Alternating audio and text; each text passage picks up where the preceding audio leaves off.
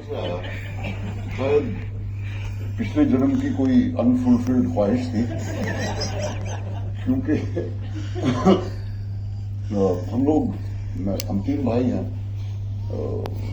जब कोई family function होता था तो हम लोग कोई नाटक जैसा कुछ करते थे, कोई कहानी जो हमने कॉमिक्स में पढ़ी थी, कॉमिक्स ही पढ़ा करते थे हम लोग उस वक्त, वो हम फैमिली के सामने पेश किया करते थे और मुझे बहुत मजा आता था उसमें। और इत्तेफाक से मैंने पहला नाटक देखा जब मैं 4 साल की उम्र का था। मेरे बड़े भाई जो थे वो केजी में थे, उनके स्कूल में नैनीताल में। और फिल्में भी उस उम्र से हमें देखने की इजाजत दी गई थी। मेरे वालिद को बिल्कुल शौक नहीं था फिल्मों का, लेकिन वो हमें भेज देते थे। शायद वो हमें घर से निकालना चाहते होंगे अकेले और वो एक जादुई दुनिया थी मेरे लिए, जो कि असल दुनिया से कहीं ज्यादा इंटरेस्टिंग थी। और उस उम्र से ही मैंने सपने देखने शुरू कर दिए थे कि मुझे तो यही काम करना है। बरील भाई आपका? मुझे जो समझ में आता है वो ये है कि मैं सेंटर ऑफ अट्रैक्शन बनने के लिए बहुत सारी मस्ती करते रहता स्कूल में, ताकि लोग मेरी बातों पे हंसे, मुझे अपने साथ बैठने दे, कोई एतराज न करे, कोई टीचर को कंप्लेन न करे। और मुझे बहुत मजा आता। बाद में मुझे पता चला टीचर को भी बहुत मजा आता है मेरी बातें सुनकर। बाद में उन्होंने कहा कि तू काम कर, ये जो तू कहानी जो है, तो स्कूल में एक था पाठ, बोलते ये तू करके दिखा। वो मैंने किया, उनको बहुत मजा, मुझे बहुत मजा आया। लेकिन साक्षात्कार इसका तब हुआ जब मेरे बगल में जो थिएटर, घर के बगल में पार्ला ईस्ट में नवीन भाई ठक्कर ऑडिटोरियम, वहां पे ओपन एयर कंपटीशन हुआ करती थी ड्रामा की, गुजराती ड्रामा की। और बड़े बड़े दिग्गज गुजराती ड्रामा के उस टाइम के वहां पे परफॉर्म करते थे, और रात को 2-2, 2:30 बजे तक उनके डायलॉग सुनाई देते थे।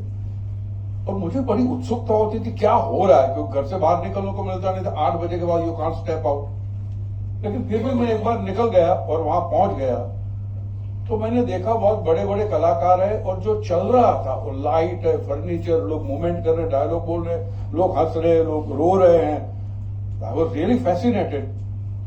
और बाद में मैं, क्योंकि मेरी मेमोरी बहुत अच्छी थी, तो उस नवीन भाई ठक्कर ऑडिटोरियम में रिहर्सल हुआ करते थे। तो एक ड्रामा के रिहर्सल में मैं हालांकि नवीन भाई Thakkar was a very big businessman, industrialist, Kohinoor mill के मालिक वगैरह, तो ही अलाउड मी कि तू आना कभी भी, यू आर अलाउड। तो मैं जाके रिहर्सल में बैठता था और सबके डायलॉग याद है। अगर आपका 4 बजे रिहर्सल है, 5 बजे रिहर्सल, तो मैं 4 बजे स्कूल से जाके वहां पे फर्नीचर सेट कर देता था। कोई स्क्रिप्ट की जरूरत थी, अगर आप डायलॉग बोले तो मैं प्रॉम्प्ट भी करता था। तो I was a kind of asset for them, कि बिना पैसे के आदमी आके हेल्प करता है। और बाद में हुआ है कि fortunately, to my utter good fortune, मैंने मराठी लोगों के साथ मेरा मिलना जुलना शुरू हुआ, ड्रामा के लोग। उसमें एक तो यहां बैठे नक्षत्राचे देण किया था आपने नवीन भाई ठक्कर ऑडिटोरियम में, फिर रिकॉल सर। तो सुबह 10 बजे कौन करता है शो? यही होता था सुबह 10 बजे। हम साले संडे के दिन नहाते नहीं है, नाश्ता नहीं करते, ये लोग कौन आके। और ये कलाकार तो छोड़िए, बाकी का ऑडियंस भी आता था 10 बजे के शो में, 9 बजे के शो में। मैंने बोला धन्य इस जनता को है, धन्य इन लोगों को। और बाद में काफे में रुक के वहां पे एक ईरानी होटल है, वहां पे काफी लोगों को मिलता था मैं। विनय आपटे भी थे, उद्धव भी थे, अच्युत भी थे, और आदान प्रदान होना शुरू किया। फिर मैं मराठी ड्रामा देखना शुरू किया तो मुझे बहुत मजा आने लगा। मुझे अंदर से कुछ ऐसा पवित्र लगने लगा। मैं जिस तरह आर्टिकुलेट कर सकता हूँ, यही कि मुझे कुछ पवित्र लगता है। गुजराती ड्रामा में देखता तो मुझे अच्छे लगते थे, बहुत अच्छे लगते थे। लेकिन मराठी ड्रामा देख के मुझे कुछ पवित्र लगता था कि यार ये कुछ अजीब किस्म का है, इतना साहजिक अभिनय, ये वो सब। तो और फिर आगे चल के पता चला कि मैं यही कर सकता हूं, क्योंकि मैं दूसरा कुछ कर नहीं सकता। आज मैं अटर फेल्योर अगर मैं को दूसरा कुछ करने का, इसलिए मैं एक्टिंग शुरू, करियर तो नहीं, लेकिन मजा आने लगा। लेकिन आप दोनों इतना ही कह के रुक गए, आप आपस में बात कीजिए कि इसके आगे क्या हुआ। ये तो शुरुआत होगी। नहीं, इसके आगे तो ऑफकोर्स अगर आप अर्ली 72-73 की बात है, हमारे कॉलेज में सुभाष डंगाइश करके जो था इफ्टा में काम करते, तो रिहर्सल करते थे तो कुछ बात निकली कि कुछ ड्रामा का रिहर्सल था, आलेकर साहब का महानिर्वाण का रिहर्सल था, नवीन भाई ठाकुर जो शमा जैदी जी डायरेक्ट कर रही थी और आप करने वाले थे। वही सुभाष ने बोला, मैंने ये नाम सुना है नसीरुद्दीन शाह ओमपुरी, तो बोलते तू आ मैं तेरे को दिखा दूं। यार मुझे लेके गया नसीर भाई और ओम जी पार्किंग लॉट में खड़े, हमने पीछे से छुपके से देखा है, उनको ऑब्जर्व कर रहे थे। अरे कौन है ये लोग, ये क्या करते होंगे, इनकी तारीफ क्यों होती है, ऐसा क्या एक्टर है ये लोग। यार दिखने में बिल्कुल सामान्य दिख रहे हैं नहीं, क्योंकि क्या हमारा नोशन रहता है ना कि एकदम चिकने चुपड़े हट्टे कट्टे गोरे गोरे, वो तो पंजाबी बल्ले बल्ले, ये नॉर्मल ह्यूमन बीइंग और lot of power in their acting. तो मैंने यार ये कमाल है। तो ये हमने दर्शन किया इन लोगों का और फिर बात बढ़ती गई और बस ऐसे लोगों के ड्रामा देखता रहा और सीखते रहे। फॉर्मल ट्रेनिंग तो हुई नहीं थी, लेकिन इनके ही प्ले देखते थे, दूसरे कलाकारों के प्ले देखते थे और घर पे जाके मैं, क्योंकि क्या सवाल क्या पूछना, कोई ज्ञान नहीं है, कौन से एवेन्यू में जाना, कौन सी दिशा में जाना है, न नाटक की किताब।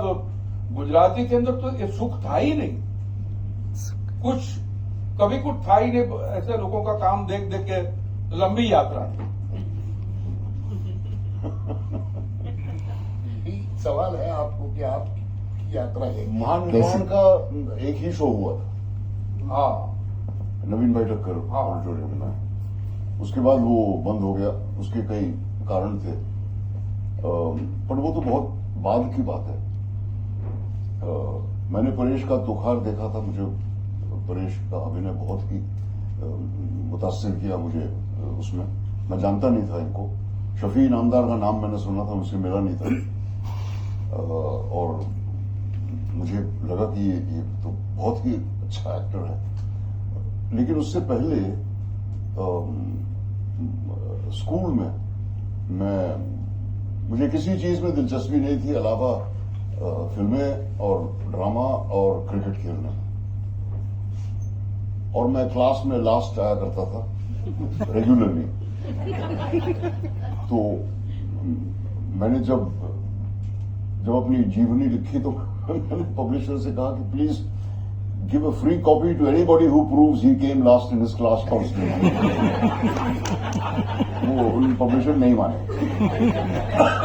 और हमारे स्कूल में नाटक हुआ करते थे, musicals, normally operas, Gilbert and Sullivan के plays like the Gondoliers, the Rivals, Sheridan का, इस तरह के। और वो जो सीनियर लड़के थे वो उसमें काम करते थे। बच्चों के लिए भी रोल होते थे, पर मुझे कभी कोई रोल नहीं मिला क्योंकि मैं किसी काम का नहीं था। और फिर मैंने खुद हिम्मत करके अपने 2-3 दोस्त इकट्ठे किए और कहा कि, और एक जो बहुत बड़ा इन्फ्लुएंस है मुझ पर रहा है, वो है जेफरी केंडल साहब का, जिनकी कंपनी थी शेक्सपियरियाना, जो हमारे स्कूल में हर साल आया करती थी। और जो नाटक हमें सुला दिया करते थे क्लास में, वो केंडल साहब उन जादुई तरह से पेश किया करते थे और बहुत ही सिंपल और अनक्लटर्ड किस्म से। कोई सेट फेट कुछ नहीं था, एक कुर्सी होती थी, एक मेज होती थी, एक आर्चेस जैसी कोई चीजें होती थी। और वो कभी कभी सीन्स फ्रॉम शेक्सपियर किया करते थे और मैं दम रह जाता था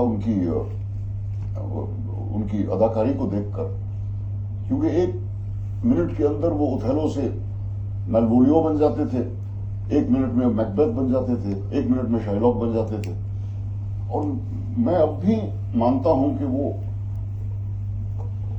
he was one of the greatest actors I have ever seen.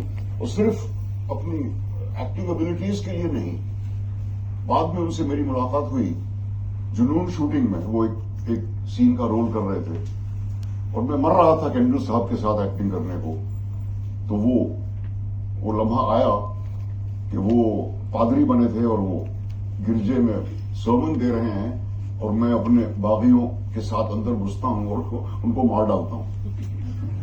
तो मैंने कहा कि सर आपको मालूम नहीं मैंने कितने साल इंतजार किया है और ये मुझे करने को मिला।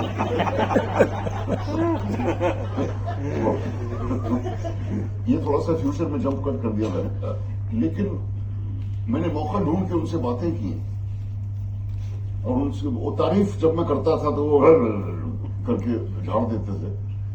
लेकिन मैं जानना चाहता था कि, और मैंने उनसे पूछा कि आपको कभी पछतावा नहीं होता क्या कि आप इंग्लैंड में नहीं रहे और सर जेफरी कैंडल नहीं बन गए, क्योंकि मेरे ख्याल से आपका अभिनय उसी स्तर का है जो मैंने लॉरेंस ओलिवियर साहब का देखा है या जॉन गिलगुड का साहब का देखा है। तो he would brush away these compliments and he would say regret, what do you mean regret, I have done what I wanted to do, I am not an actor, I am a missionary and my mission is to spread Shakespeare. वो Asia भर में tour करते थे और सिर्फ schools और colleges में performance करते थे। मेरे ख्याल से उनको थोड़ा बहुत पेमेंट मिल जाता होगा स्कूल से। हम सब लोगों से 8 आने लिए जाते थे उनका शो देखने के लिए। और उनकी ये बात सुनकर मैं बहुत मुतासिर हुआ। I am a missionary.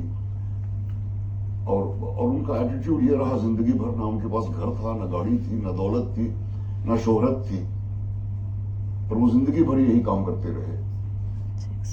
बहरहाल उनको मैंने शाइलॉक का रोल करते हुए कई बार देखा था, मैं 9वीं क्लास में था तब, और उनकी बहुत अच्छी नकल मैं कर लेता था।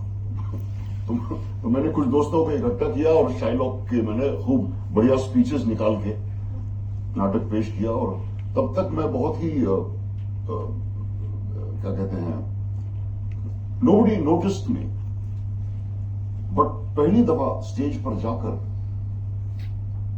that if there has been any turning point in my life, that was the day. मुझे रत्ती भर भी घबराहट नहीं हुई, मालूम नहीं क्यों, कभी भी नहीं हुई आज तक स्टेज पे जाते हुए। फिल्मों में कई बार हुई है जब गाना गाना पड़ा है और बहुत पसंद किया गया वो जो हमने पेश किया था। मैंने पहली बार एक्सेप्टेंस और अप्रूवल महसूस किया, और वो दिन था, मैं 14 साल का था, that I firmly decided कि I have come home, this is where I belong.